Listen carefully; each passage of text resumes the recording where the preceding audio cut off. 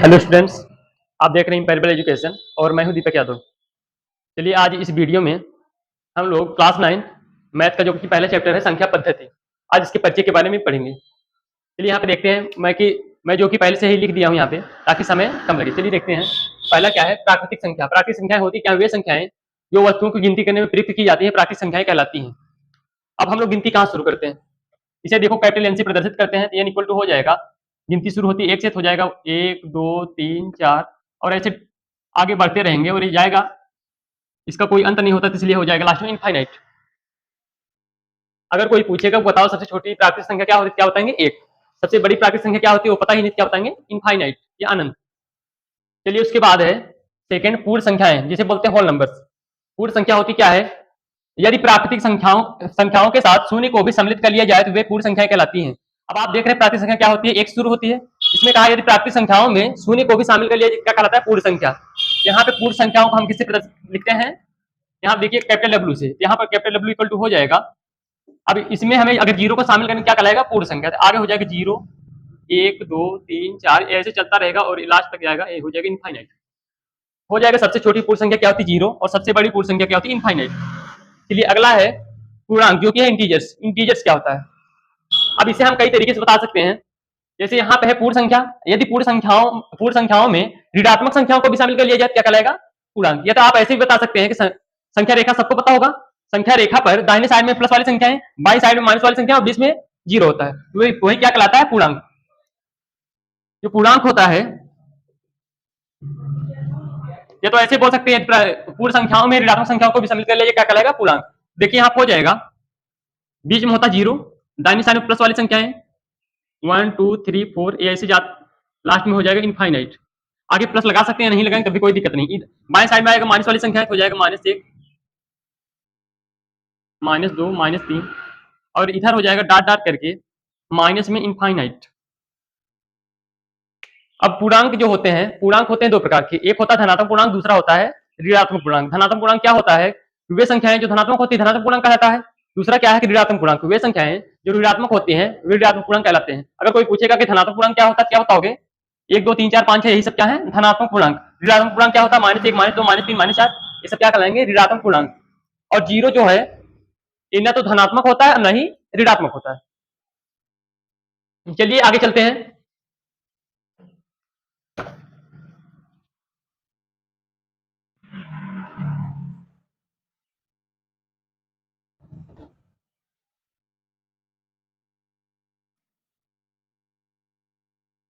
इसके बाद सम संख्याएं,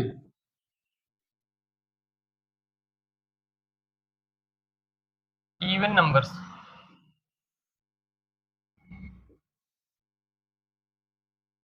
सम संख्या क्या होती है, वे संख्याएं जो 2 से पूर्णतः विभाजित हो जाती हैं, सम संख्याएं कहलाती हैं। यहां आप लिख सकते हैं, वे संख्याएं जो 2 से पूर्णतया विभाजित हो जाती हैं,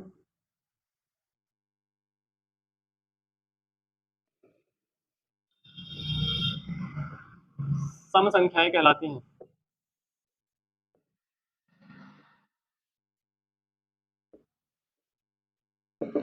सम संख्याएं कहलाती हैं, जैसे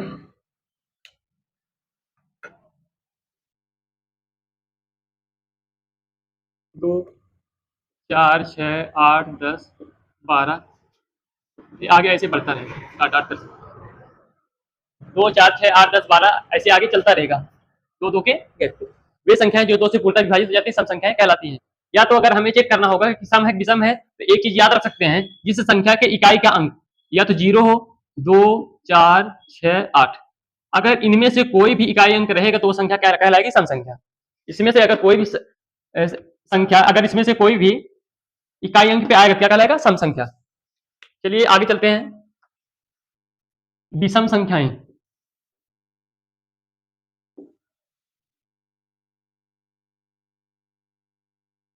ऑड नंबर्स। विषम संख्या क्या होती है, वे संख्याएं जो 2 से पूर्णतः विभाजित नहीं होती हैं, विषम संख्याएं कहलाती हैं। वे संख्याएं जो 2 से पूर्णतया विभाजित नहीं होती हैं,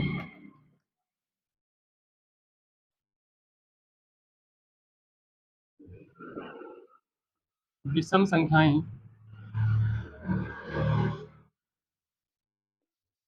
कहलाती हैं। विषम संख्याएं कहलाती हैं, जैसे 1, 3, 5, 7, 9, 11, 13, 15, ऐसे डाट डाट कर सकते हैं। वे संख्याएं जो 2 से पूर्णतः विभाजित नहीं होती हैं, विषम संख्याएं कहलाती हैं। अगर हमको कोई भी नंबर दे दिया जाए और पूछेगा इसमें से बताइए सम है कि विषम है, क्या करेंगे? उसका इकाई अंक देखेंगे। अगर उसका इकाई अंक या तो 1 है, 3 है, 5 है, 7 है या फिर 9, अगर इसमें से कोई भी आएगा तो वो संख्या क्या कहलाएगी? विषम संख्या। अगर इसमें से कोई भी इकाई अंक आएगा तो कहलाएगा विषम संख्या।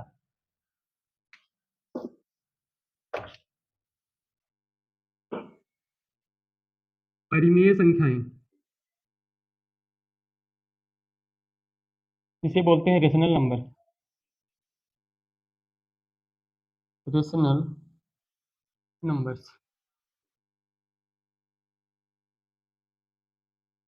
परिमेय संख्या क्या होती है? वे संख्याएं जिससे हम p बटे q के रूप में लिख सकते हैं, जहां p और q पूर्णांक होते हैं तथा q नॉट इक्वल टू 0।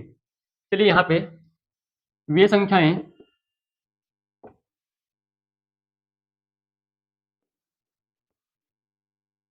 जिसे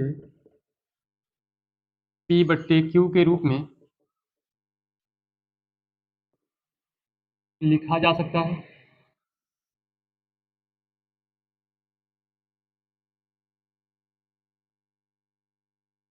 जहां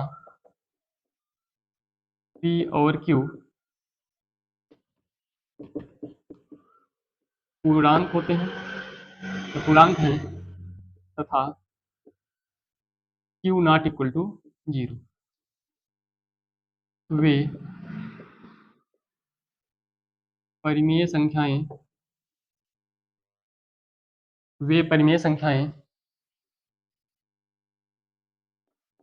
कहलाती हैं। वे परिमेय संख्याएं कहलाती हैं, जैसे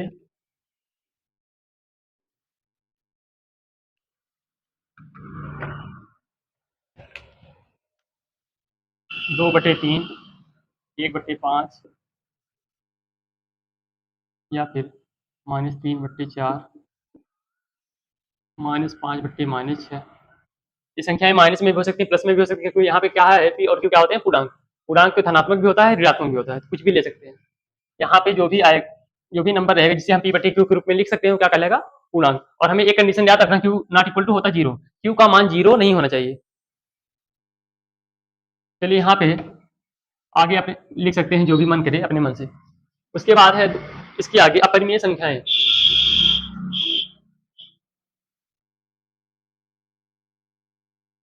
अपरिमेय संख्याएं, इरेशनल नंबर्स।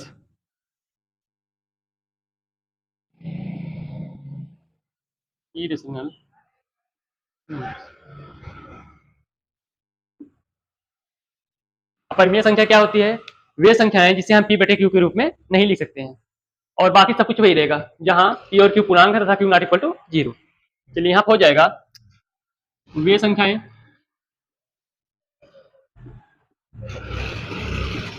जिसे p बटे q के रूप में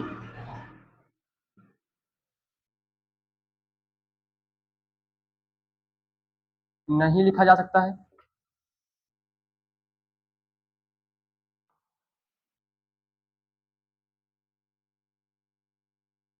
जहां p और q पूर्णांक है तथा q नॉट इक्वल टू 0।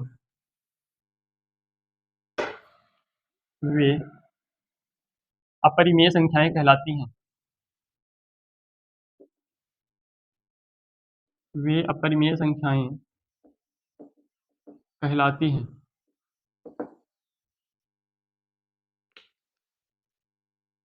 जैसे अब जिसे p बटे q के रूप में नहीं लिखा जा सकता है, वे क्या कहलाती है? अपरिमेय संख्या कहलाती है। तो अपरिमेय संख्या वे होती है जिसका हम वर्गमूल नहीं निकाल सकते हैं। जैसे रूट है 2, रूट के अंदर 2, रूट 3 हो गया, रूट में 5 हो गया, रूट 7, या फिर रूट में 8 भी ले सकते हैं, ऐसे डाट डाट कर सकते हैं इत्यादि। ये सब क्या कहलाते हैं? अपरिमेय संख्या। वे संख्याएं जिसे p बटे q के रूप में नहीं लिखा जा सकता है, वे अपरिमेय संख्याएं कहलाती हैं। जो भी रूट वाली संख्याएं होती हैं वे अपरिमेय संख्या कहलाती हैं, जिनका वर्गमूल नहीं निकाला जा सकता है। चलिए इसके आगे चलते हैं। ये है वास्तविक संख्याएं।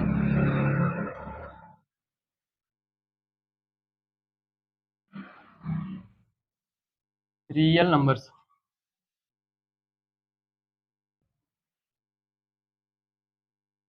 वास्तविक संख्याएं होती क्या हैं? वे संख्याएं जिनके संग्रह में परिमेय और अपरिमेय संख्याएं दोनों आती हैं। या ऐसे बोल सकते हैं, परिमेय और अपरिमेय संख्या से मिलकर वास्तविक संख्याएं बनती हैं। चलिए यहाँ पे लिख लेंगे,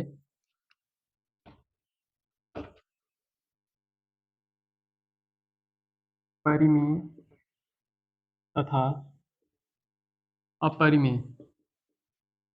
परिमेय तथा अपरिमेय संख्याओं के संग्रह, परिमेय तथा अपरिमेय संख्याओं के संग्रह को वास्तविक संख्याएं कहते हैं। वास्तविक संख्याएं कहते हैं।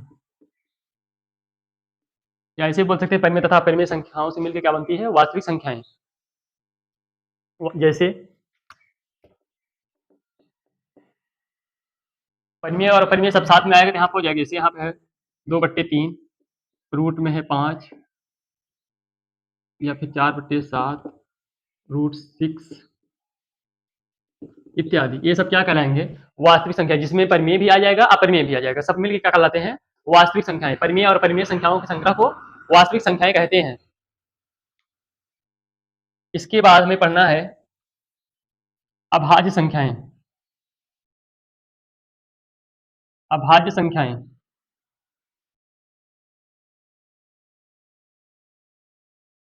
Prime numbers. अभाज्य संख्याएं, प्राइम नंबर्स, जो कि सबसे महत्वपूर्ण है। अभाज्य संख्या के बारे में हमें पढ़ना है, जो कि इस चैप्टर में सबसे महत्वपूर्ण यही है। अभाज्य संख्या। अभाज्य संख्या क्या होती है? वे संख्याएं जिनका गुणनखंड जो होता है वो एक तथा स्वयं के अतिरिक्त, या ऐसे बोल सकते हैं, वे संख्याएं जो एक तथा स्वयं के अतिरिक्त और किसी संख्या से विभाजित ना हो, क्या कहलाती हैं? अभाज्य संख्याएं। वे संख्याएं जो स्वयं तथा एक के अतिरिक्त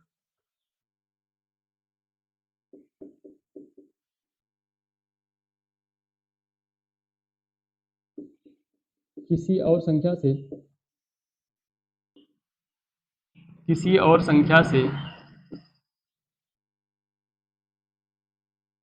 विभाजित न हो, या फिर कह सकते हैं पूर्णतः विभाजित न हो, पूर्णतया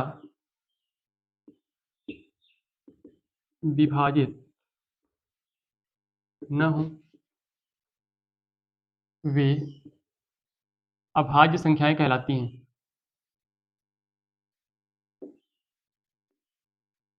अभाज्य संख्याएं कहलाती हैं।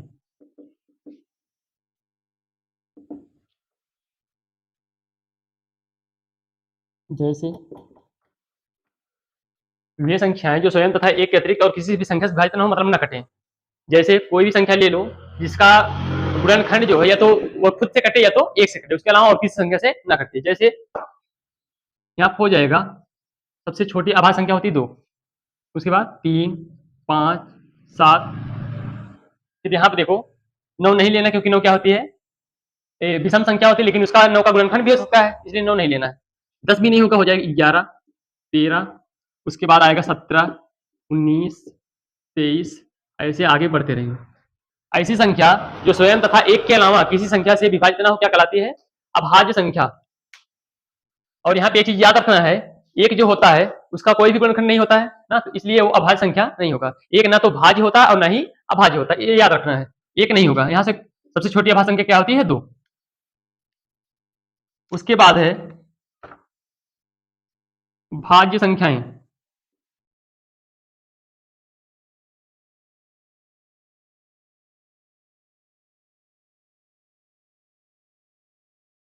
Composite numbers. कंपोजिट नंबर, भाज्य संख्याएं। अगर आगे भाज्य संख्या क्या होती, क्या बोलेंगे? वे संख्याएं जो स्वयं तथा एक के अतिरिक्त और भी संख्याओं से विभाजित हो जाती हैं, वे भाज्य संख्याएं कहलाती हैं। यहाँ सेम यही रहेगा, केवल यहाँ हो जाएगा स्वयं तथा एक के अतिरिक्त और भी संख्याओं से विभाजित हो जाती है, क्या कहलाएगा? भाज्य संख्या।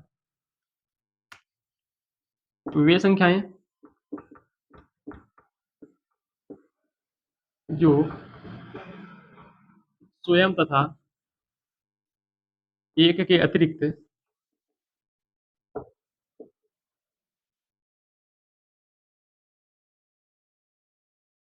और भी संख्याओं से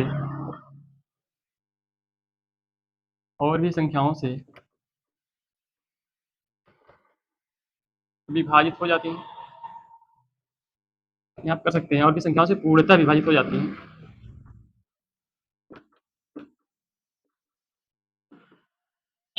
पूर्णतः विभाजित हो जाती हैं, भाज्य संख्याएं कहलाती हैं।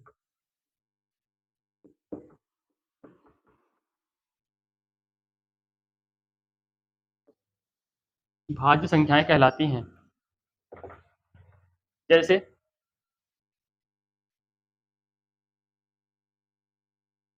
अब सबसे छोटी भाज्य संख्या क्या होगी? सबसे छोटी भाज्य संख्या क्या होती है? 4, क्योंकि उसके पहले जो भी संख्याएं हैं, एक ना तो भाज्य होती है ना अभाज्य होती है। 2 क्या होती है? ये होती है अभाज्य संख्या। 3 क्या होती है? ये भी अभाज्य होती है। उसके बाद 4 है, 4 का जो गुणनखंड किया जा सकता है, इसलिए 4 क्या हो जाएगा? भाज्य हो जाएगा 4। फिर क्या आएगा?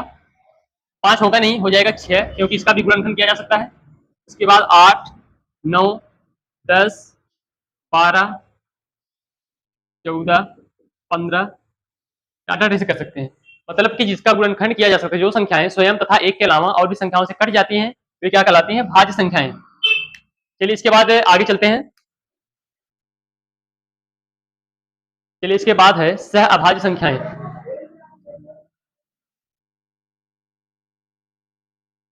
सह अभाज्य संख्याएं, को प्राइम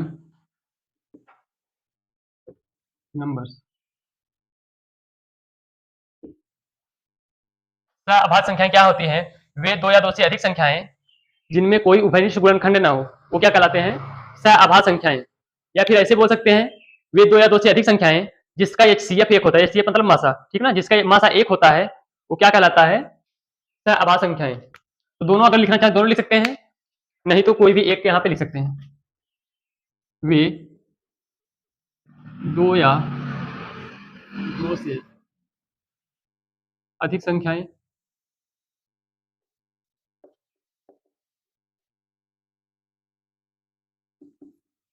जिनका मासा 1 होता है,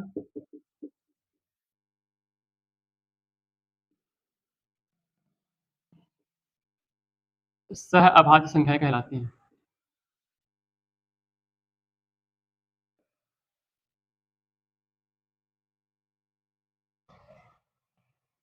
सह अभाज्य संख्याएं कहलाती हैं। या फिर ऐसे बोल सकते हैं, वे 2 या 2 से अधिक संख्याएं जिनका कोई भी कॉमन फैक्टर नहीं होता है, वो क्या कहलाते हैं? सह अभाज्य संख्याएं कहलाती हैं। जैसे कोई भी नंबर लो, उसमें कुछ भी कॉमन ना हो, एक के अलावा कुछ भी कॉमन ना हो। जैसे यहाँ पे ले लेते हैं 5, 7, ये क्या कहलाएगा? सह अभाज्य। 3, 10 ले लो, ये भी क्या रहेगा? सह अभाज्य, क्योंकि 3 और 10 में कोई भी कॉमन फैक्टर नहीं है। उसके बाद 6 और 5 भी ले सकते हैं, 3 और 8 भी ले सकते हैं। ऐसे अपने मन से कोई भी ऐसे नंबर ले सकते हैं जिनमें कोई भी कॉमन न हो, क्या कहलाएगा? सह अभाज्य संख्याएं कहलाएंगी। तो उम्मीद है तो आपको समझ में आया होगा। अगर आप पहली बार चैनल पर आए हैं तो लाइक, सब्सक्राइब और शेयर जरूर करें। धन्यवाद।